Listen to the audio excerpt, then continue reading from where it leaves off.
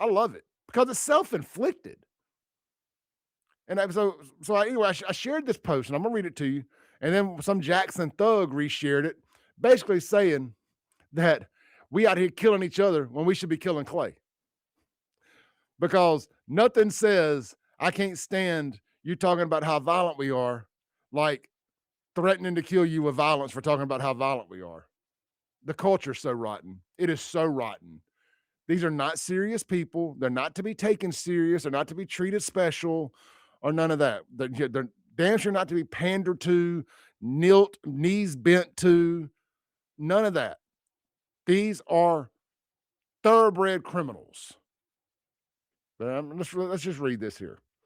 This is from January 3rd, I think 3 years ago.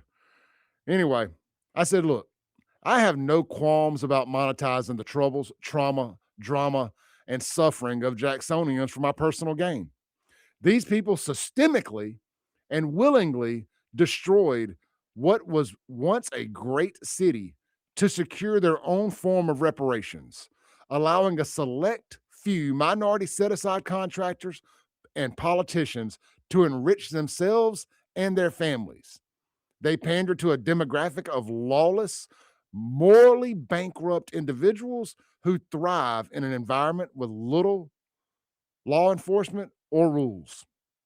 They deliberately drove the majority of decent folks who could afford to leave, then labeled them as racist for doing so, all while drastically reducing property values. This left those who couldn't afford to leave upside down on their mortgages, essentially turning them into social justice tax slaves. So I see this as me getting my version of reparations from them. Not only do I feel no guilt about monetizing their suffering, but it also brings me a certain joy knowing it helps pay the bills.